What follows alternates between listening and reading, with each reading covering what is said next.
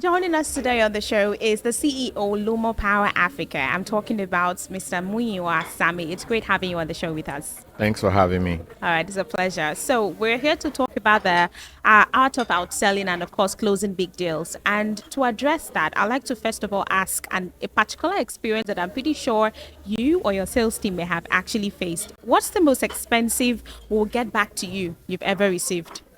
So when you say most expensive, talking about price, right? Yes. I think it's been about 150 million.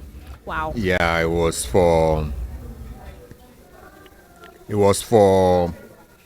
a farm, and he needed to do like a shed, and I was doing production actually, but I think something else came up, and he had to, do another project instead of doing solar. So called him several times, checked in. Every time I called him, he's like, "Oh, I'm still thinking about it. I'm going to do it though, but I'm not ready yet. I'm not ready yet." And it's been like a year Wow. ago, and so I stopped calling, Okay. not because I gave up, but just because I felt he wasn't really ready.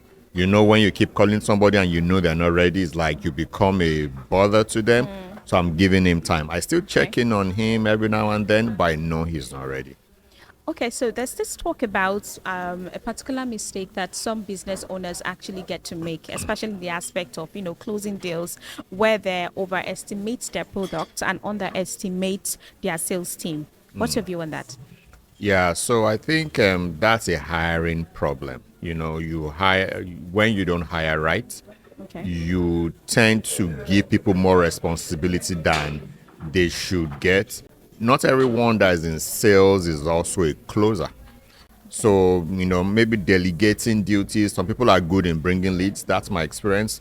Some people are really good in bringing leads. Some are actually good in closing. They don't enjoy the going out to go source leads or whatever. They can take the leads and close them. I'm someone like that where I don't need to go bring the leads, but bring a lead to me, I can follow up and close. So knowing your product and knowing how to delegate those duties, I think helps a lot.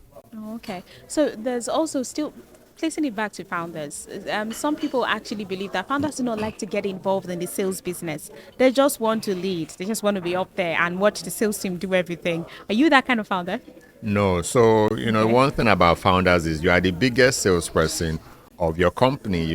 If you cannot sell, then I don't think anyone can sell, for you. You have to be able to sell the way you want your people to sell. You lead not just by talk, you lead by actions too. So if you tell someone to bring in 100 million Yeah. for you, can you do that too?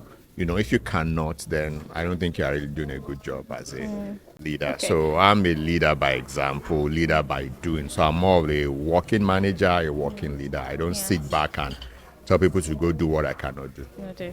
But do you think that there's a particular stage where a founder should get be or or let's say revenue stage where a company gets where you think the founder should, just sit back and leave it to the sales team?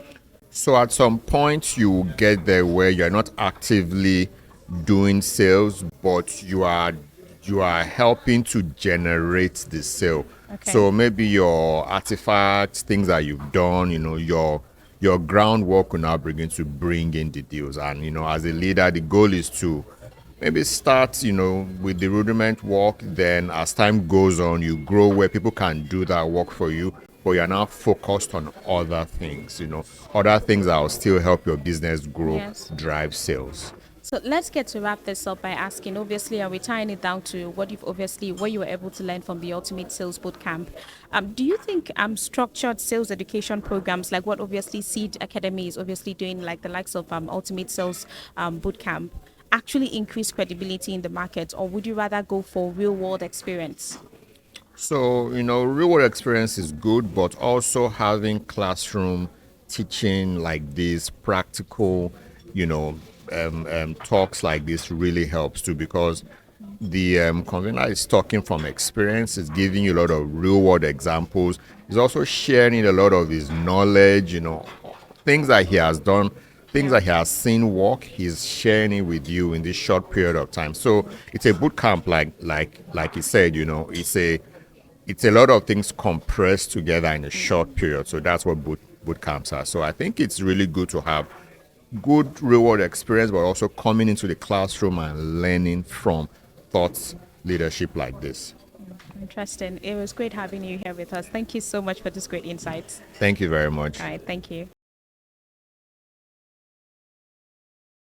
Seed Academy, your growth partner.